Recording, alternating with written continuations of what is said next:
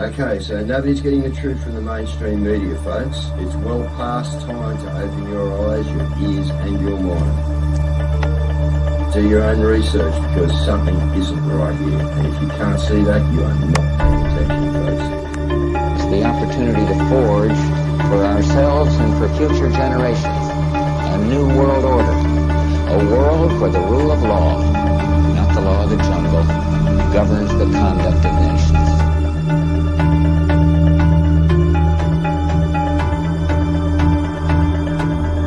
So let's look at each one of these and see how we can get this down to zero.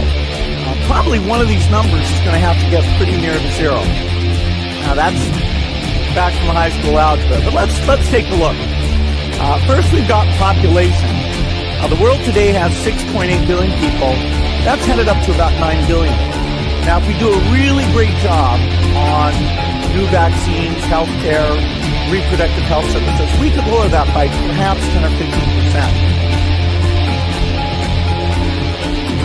The important message that we need Australians to get vaccinated as quickly as possible. In line with that, I do encourage all Australians to please go and book your vaccinations as soon as you can if you haven't already done so.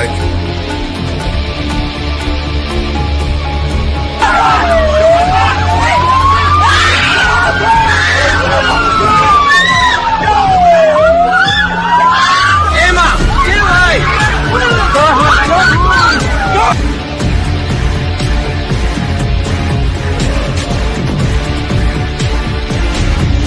When we are successful, and we will be, we have a real chance at this new world order, an order in which a credible United Nations can use its peacekeeping role to fulfill the promise and vision of the UN's founders.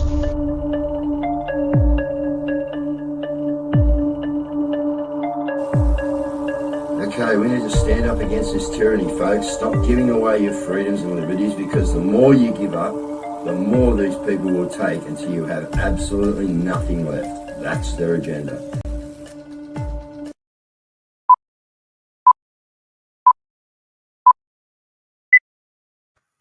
Good evening, family. Stop the rot, sack the lot.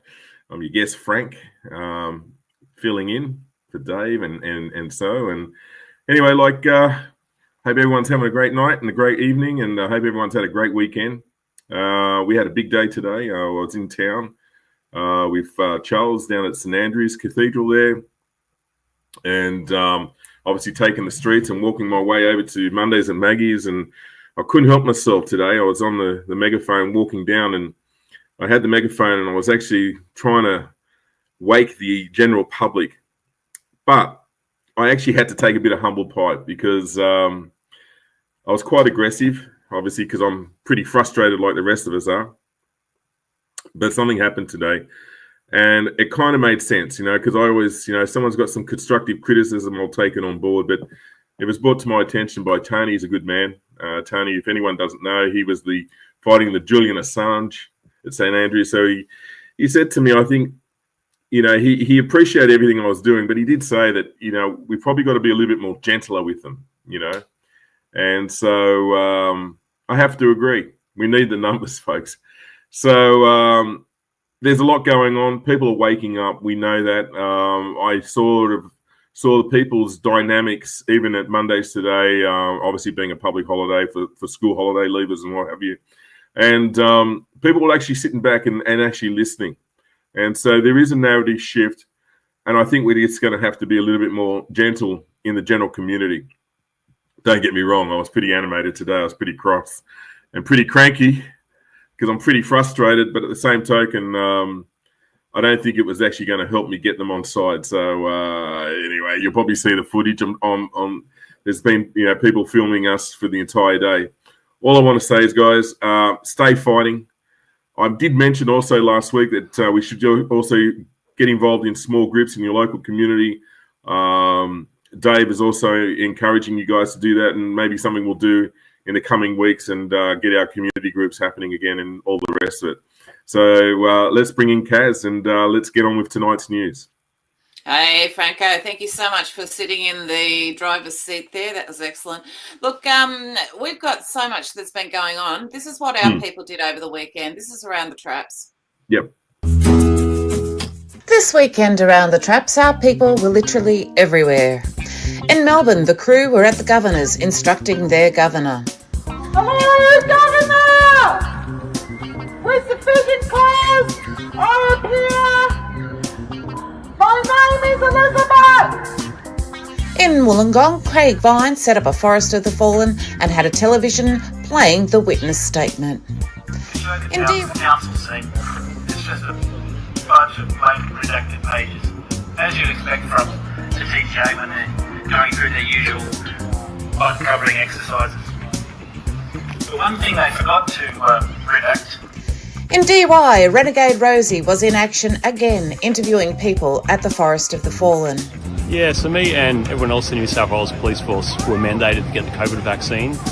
We raised issues about the lack of safety, lack of data, and basically it was an experimental injection that we didn't feel that we needed.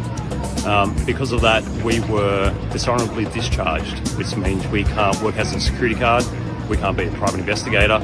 Everything that we've done throughout our working life has now been thrown away, and we can't have another government job. So.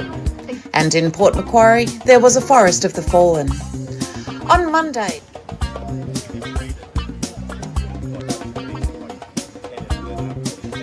we're in Port Macquarie, New South Wales. It's a beautiful day.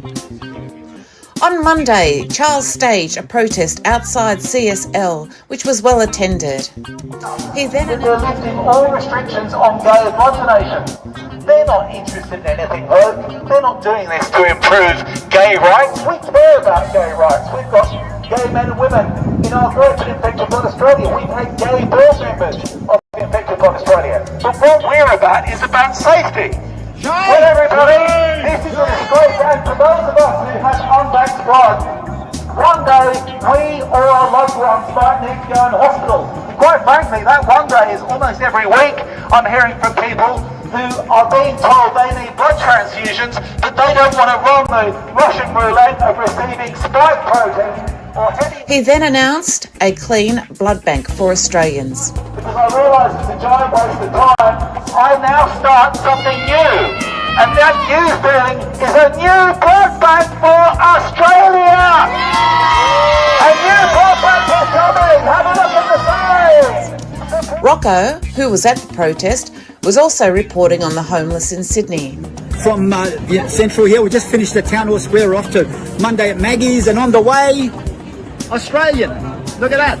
You can see all the crowd. See all the crowd marching. All the crowd. All the 30 of us participants at Monday at Maggie's, all marching down there. Here we are. It's always Australian on the streets. Remember that, guys. Rocco sending tremendous love. Sydney. The crew then headed down to Monday at Maggie's to instruct their governor. Well, look at this, everybody. We come to you live from Sydney's George Street as we make our way to New South Wales Government House. I've got Franco to disco and a... Please, leg. One or the other. Doesn't really matter, does it? Margaret. That clock. Actually, but more importantly, I know that King Charles delivered a sand clock. Well, it looks like that sand is running out of time. Hourglass. The hourglass is empty. And finally, to celebrate People's Born Day. Holy hell. Where's Lee? Lee, okay. Yeah, well, she shouldn't. Okay, everybody, guess what? I'm with a birthday girl called Lee over here. And I'm with... we saved it. Good save, girl. Good save. And I'm with a birthday boy called Franco over here. And I'm doing it. It was my birthday too, so guess what we're doing?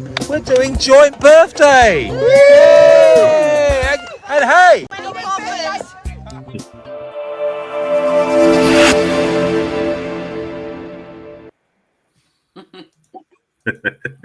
What a day. What a great day. What a great bunch of people we got. Like, seriously, they just keep going, don't they? Absolutely. You know, Kaz, you know what? I'd take my hat off to this entire group. Honestly, I get galvanised every week when I catch up with them. You know, Craig also, you know, rocks up from Wollongong. We got Karen, you know, and his sister as well. You know, Belinda that comes up as well, and Barbara, sorry. And so, yeah, no, it's absolutely fantastic. I mean, the group's just amazing. You know, Rocco comes down, you know, and everyone brings their own bit, which is, you know, like I said, I take my hat off to every one of them. You know, but we are wanting thousands on that lawn. And I'll tell you something, I can feel it, guys. I genuinely feel that the day's coming. I can feel it in my bones. And but once that happens, we ain't going home until she walks out the place. So anyway, we'll see what happens. I want to get in before Victoria does.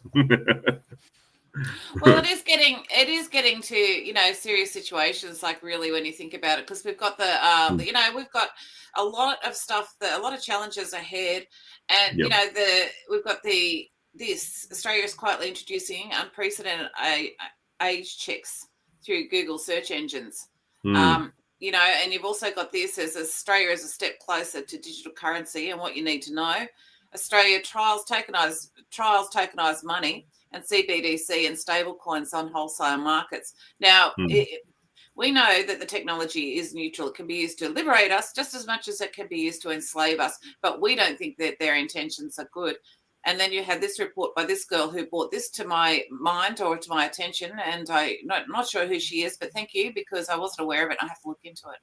Australia, the Reserve Bank is rolling out Project Acacia, and most Aussies don't even know what this means. Project Acacia is a real-world test for central bank digital currencies, CBDCs, happening right now, not tomorrow, with major banks and blockchain platforms like Hedera and Corda. Even though it's being trialled for wholesale use, this is the start of programmable money. That means expiration dates on your dollar and also restrictions on how you spend on your carbon score.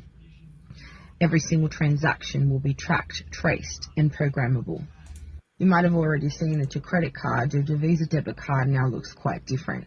No 16-digit number, no CCV or expiration date. That's not random. The shift to digital identity and full financial control. This is why I'm educating people in decentralized tools so that they're not locked in to a banking system that's going to keep them stuck, broke, and controlled. The tools that I've been educating.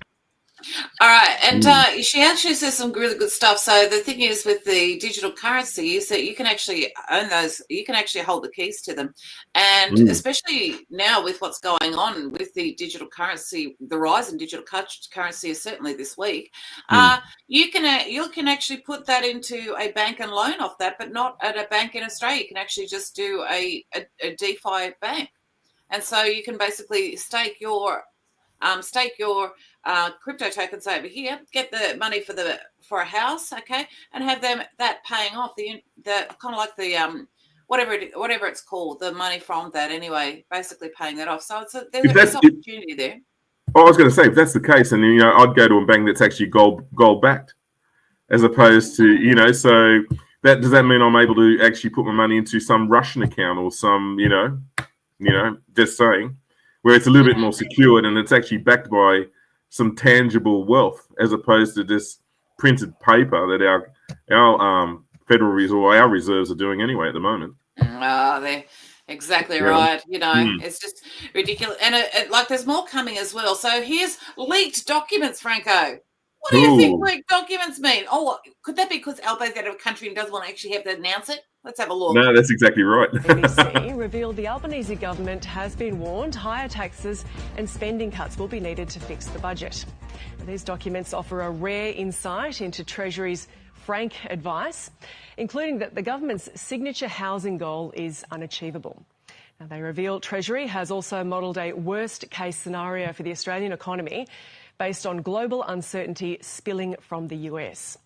Political reporter Tom Crowley has been going through the documents and joins us now from Canberra. Tom, what do these documents reveal about the government's agenda? Well, in one sense, Gemma, they tell us things that we already knew and have heard from experts about the government's housing policies and the state of the federal budget. What's different, though, now is that we know the government's own advisors at the Treasury are saying exactly the same things that we're hearing from many of the experts in public. This comes from Treasury's incoming government brief. It's a brief that the whole public service prepares for their new ministers during each election campaign. There's one for Labor, one for the Coalition. This is the Labor briefing, and as you mentioned there, details were accidentally emailed to the ABC. These documents are normally heavily redacted when they're requested under Freedom of Information laws, and that was the case here, except for a table of contents left in which gave us a rare glimpse into some of the franker things that Treasury said to Treasurer Jim Chalmers. On housing, it was that your 1.2 million homes target will not be met. That's really the signature framing device for Labor's housing policy. Wow. So, Tom needs a haircut, though. well, the thing is, the government secretly intended to raise taxes, you watch now. What are they going to do? 15% GST, 20% GST? Is this what we're going to get on top of everything else that the inflation? Now, the thing is that we know from the election of not Bolsonaro, the guy in what's his name, the guy in Venezuela, that if you go in with sensible policies and get rid of all of this crap that they're continuously putting on us, then the economy recovers really quickly. So it's the same with Milei in Argentina as well. Milei, that's the one I'm thinking of. Yeah, Javier Milei. Yeah. In Argentina, he's turned it right around.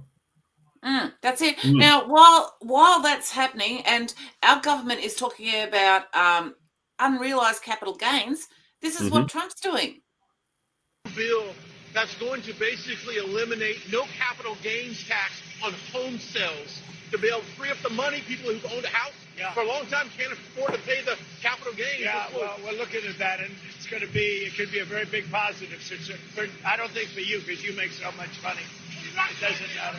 But I think it's going to be a great incentive for a lot of people that really need money. So between that and Jerome Powell stepping down, that could really boost home sales.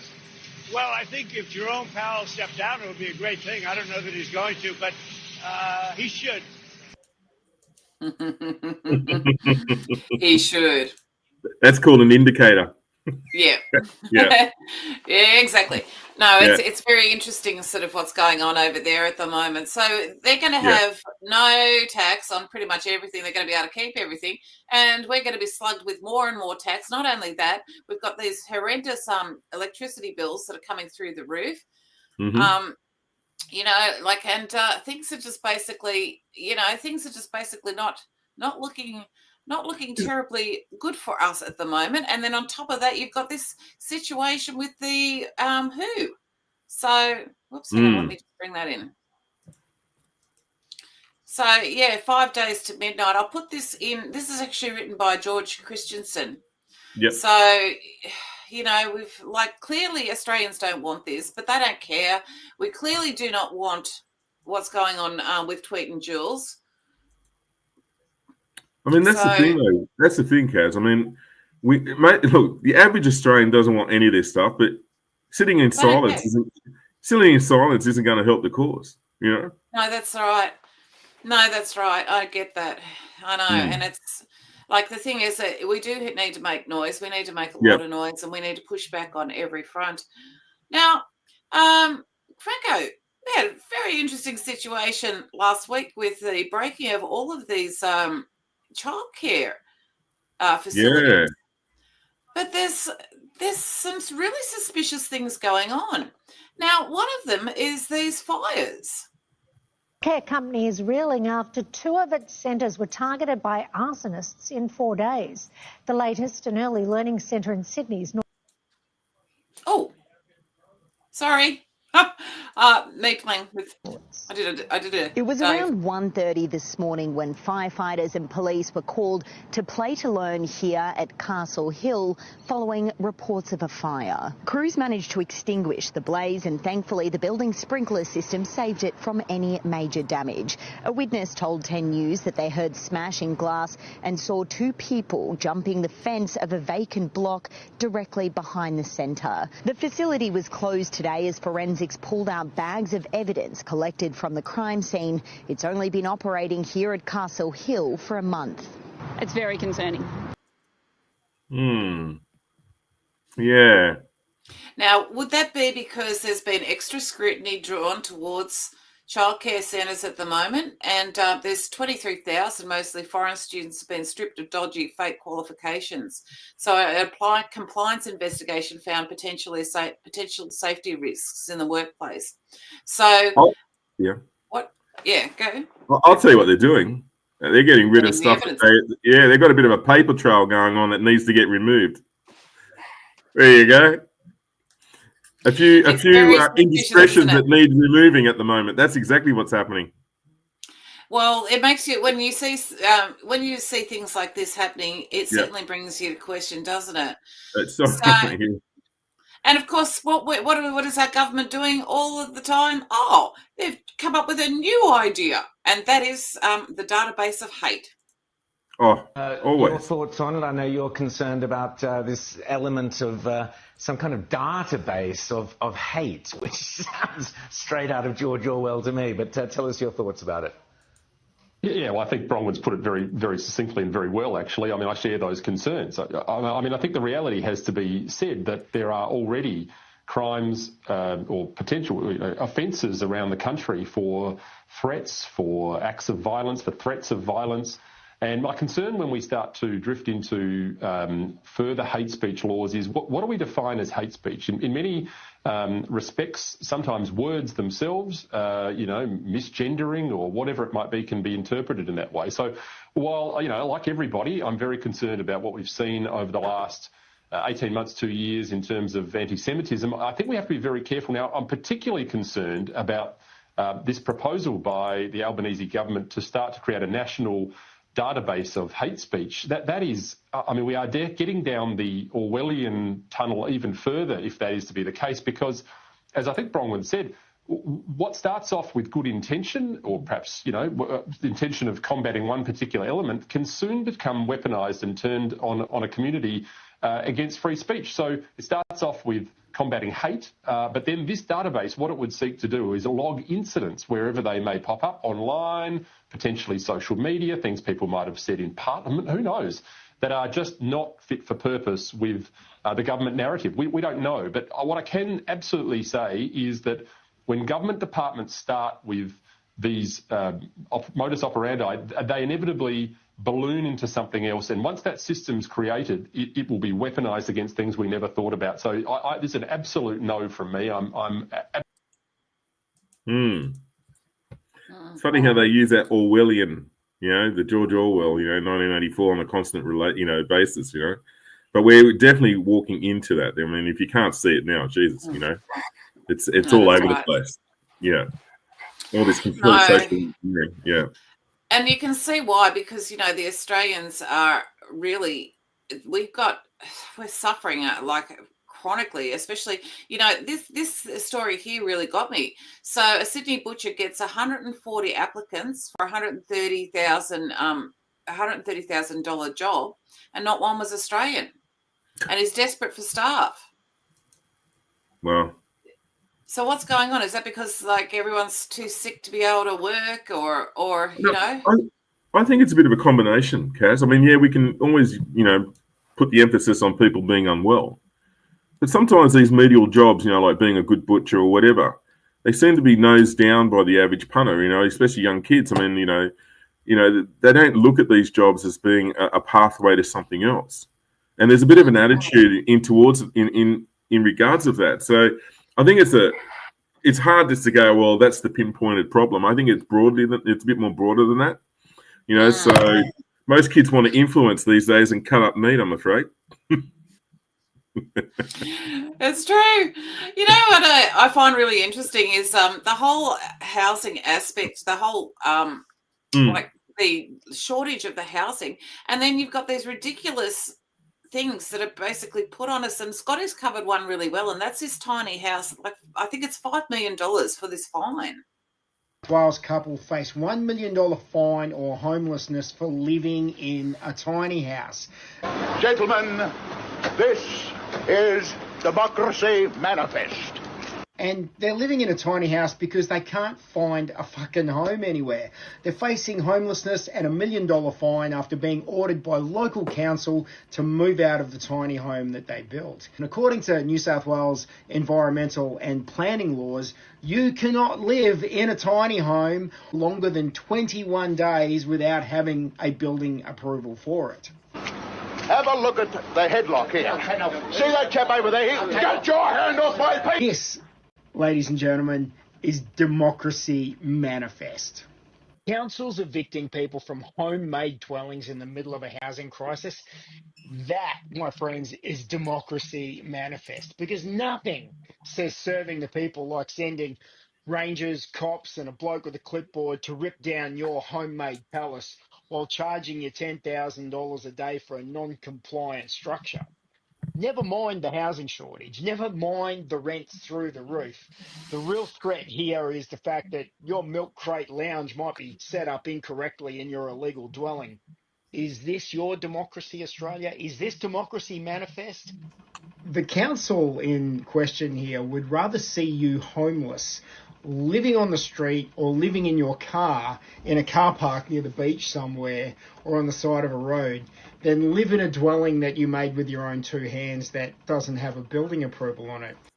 Now, I'll leave it there. The full clip will be available on the website. But, Franco, it's just like you see this outrageous behaviour by councils, like where they're coming in and they're ripping down people's tents. And, like, it's just so un-Australian. And, you know, what got... Yeah, you go. No, I'll keep on. I was going to add to it, but keep going. Yeah. No, it's so un-Australian. And you saw like Jacinta Allen giving the keys to an immigrant woman last week to a new house, and she posted it online. It had 2 million views. I did not see one positive comment. People were absolutely outraged. So either she's completely out of touch with what, you know, with the average Australian. It's just outrageous. Like our political class, their behaviour is so completely and utterly un-Australian and outrageous. It's just got to stop. It's bloody staggering because I'll tell you what, we're a long way from the movie The Castle, right? You know, when it did mean something. And then all of a sudden, no, we've got all this, you know, democracy nonsense, this bureaucratic nonsense. And I can tell you now, as far as councils go, right? You know, they have the gall, but you know what it is though, Caz? They have third-party involvement. It's not them directly. So in other words, they've got all these other setups. So if someone doesn't pay their rates and whatever, they're onto some sort of third-party, private organisation trying to tear someone from their home. It's actually bloody outrageous. But what annoys me more, what annoys me most, is that these stories could be held in a council meeting, and you know what? You get complete silence until the general public stand up for the downtrodden and the people that are a little bit more compromised. Mate, that's what we used to do. We used to look after our neighbours, but we don't anymore, I'm afraid, Caz. Well, I don't know. I think we do. Like we're actually the last remnant of it, but we're going to bring it back. We're the exception of the rule, yeah. Yeah, no, we're going to bring it back because you know that's how it's going to be, you know, and especially when people are getting so outraged by this trip. Now Scotty's done another one on Albo and I've got a little bit of stuff on that. Oh, no, that's the other thing that somebody sent me. Now I haven't been able to verify this yet, but they said that some councils are now using. They're printing out these demands and these court appearances, and the magistrate hasn't signed them because the council is simply printing them up. Now, the person who sent me that needs to actually give me the example of it because I can't actually verify it until I've seen the proof of it. But that's what I have been told. Yeah, that wouldn't surprise me, Caz. It wouldn't surprise me at all. You know, because that's how incompetent they all are. Like, seriously. How is this not fraud? It is fraud. Like, It is. you can't pretend you're a magistrate. Like, no, I know. It's like they're making the rules up as they go, quite frankly. well, I think it's been going on for a bit, though, hasn't it? Look, we'll get onto our Albo in a bit, but I just need to bring on the flyers because we've actually got a lot on this weekend as well. Sure. Go our people, as always.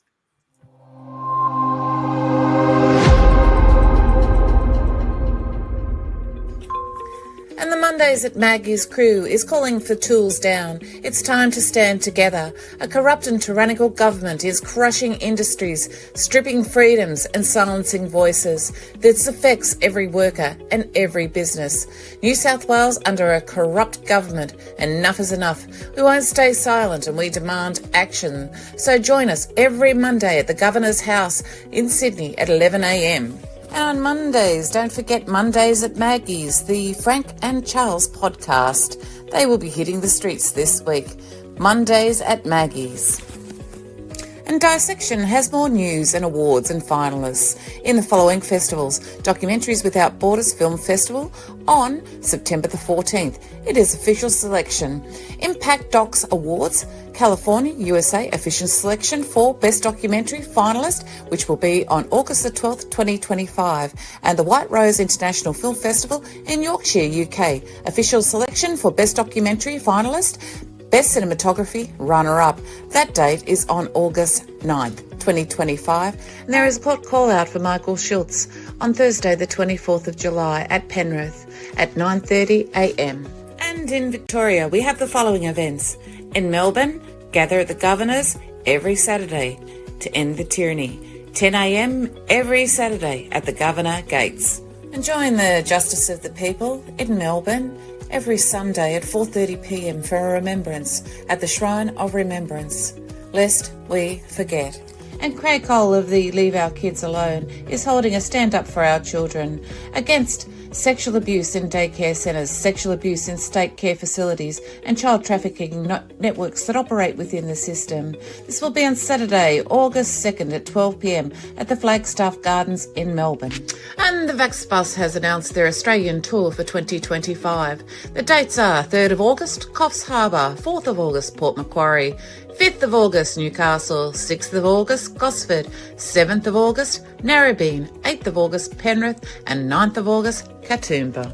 And the Freedom Unites Coast and Country Parades will now be held on September the 6th and 7th, which is a Saturday and Sunday. Jodie's inviting everyone to register their interest now. A daily prayer space is held on X at 3 p.m. So whatever you're facing, come along and we can lift you up in prayer. Every day, 3 p.m. on X.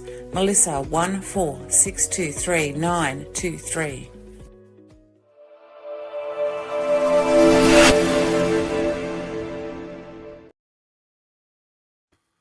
Fantastic. It's unreal, isn't it? Our people are just amazing. Yeah. Look, there's a lot of controversy with this visit to China by Scott Morrison. Not Scott Morrison, sorry. So Albo and Dan Andrews. Scotty's done a report on it. We'll just play a bit of this and then I'll get your comment on it. Yeah, been sure. in China for the last few days talking about the future of our country. Let's take a look at what he's been doing. Here in Shanghai, China. Say that 10 times fast, Albo. Supporting Australian businesses, supporting Australian jobs, and supporting our economy. Translation, I've been exporting every single fucking Australian job I possibly can to China to enhance their economy at the benefit of the Australian economy. I've been doing my absolute best to listen to my CCP overlords who are in my ear constantly telling me what I need to do to enhance China's prestige on the world stage by undermining our own country, exactly like they want me to. We know that 1 in 4 of Australia's jobs depends upon free and fair trade. We know that our Australian economy is completely and utterly dependent on China because we don't manufacture anything at home anymore and we've pretty much exported everything we do except for tourism. We know that we need to make sure that our Chinese overlords have got our best interests at heart. So I'm over here representing you, the people, with my pink tie on. And our biggest export partner is China. Prime Minister, question from the back of the room. Why is our biggest trading partner a country that literally fucking hates us? Why is that? So here I've brought a whole range of businesses with us, from the resources sector, tourism and education. Edge of what? Edge of what? And education. Did he really say edumacation? All engaging with China in a constructive way in order to boost our economic benefit. Our economic benefit. Engaging with China is in our interests to build a stable and secure region. And this Muppet actually thinks anyone's going to take him fucking seriously. Really. Anyone's going to take him seriously.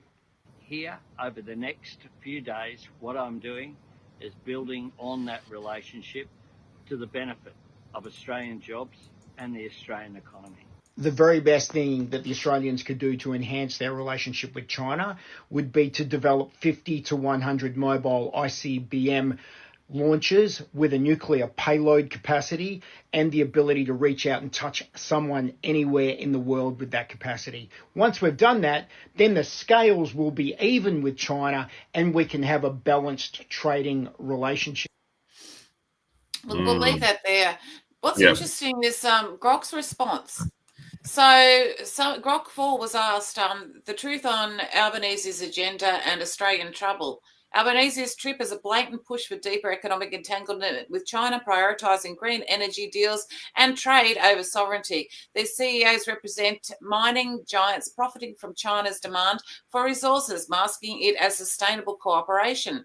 We've linked figures like Forrest and Wickamayaki, exemplify the globalist infiltration. They peddle climate agendas that cripple Australian industry with regulations whilst shipping jobs and wealth abroad. Australians are in dire straits. Mass immigration strains resources, release criminals, endanger communities, and policies like this erode national control. Reversibility only if the leaders reject such elite pacts and prioritise citizens. Otherwise, it's engineered decline, proven by economic data and policy failures. Yep. Well, what they're doing is it's like when you put all your eggs into one basket, basically, and this is what's happening right now. So we've put all our eggs into one basket. Now, we saw what happened. I did a spill on it the other day about, when we were all, fighting over freaking dunny paper because, we don't make jack shit anymore, right? And so, we're at the peril. We're at the peril of the imperialists at the moment. And until we actually wake up out of the slumber that we are, and it's time, look, folks, don't buy shit on Temu. Give it up. You know what I mean? And that's how you fight back. You fight back by, basically got to remove their economy to sort of, put a leveler on it, so to speak. So I don't know. It's well, mate, we've done by the inside out. We really have. I don't know. Well, somebody sent me this that apparently on Landline last night they said that another 6 abattoirs have closed down in the last few months. That is similar to the private-owned ones, that the multinational corporate ones expand and their focus is on exports. Yep. When you holiday in, say, Thailand, you can buy Australian meat in supermarkets way cheaper than you can buy it here. Also, thanks to the markets with no tariff protection, like we used to have when Australia was the lucky country. Yeah. Who control the people. Look, this is it. We are in a spot of bother, but one of the things that I find incredibly encouraging is the Australian way of dealing with it and their unique sense of humour. And this was an example that I had to post on Facebook because it was just so very funny. Rob Smith goes, Australian Prime Minister Anthony Albanese, also known as Tony Ellery, has been abducted by the Chinese Communist Party. That's right, folks. He and his alleged girlfriend were bundled into a CCP limo on the tarmac and whisked away. He has not been seen or heard from since. Diane McKenzie wrote underneath, good God, what if they put him up for ransom? We'll have trouble raising $2.50.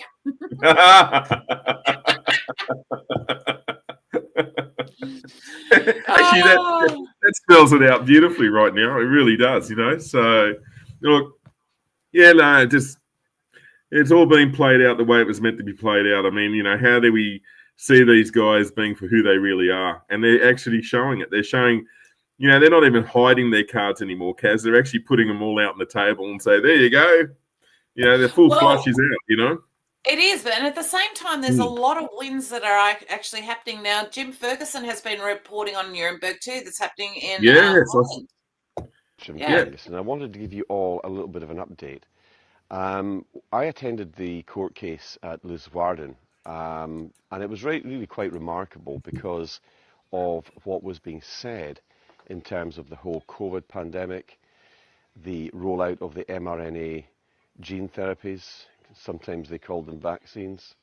But you know something, it was really quite astounding to hear certain terminology being used, and against people that are very well known in the public eye, like Bill Gates, like Albert Bourla, the CEO of Pfizer, Mark Rutte, the former Prime Minister of the Netherlands, who's now heading NATO, as well as others like Klaus Schwab of the World Economic Forum.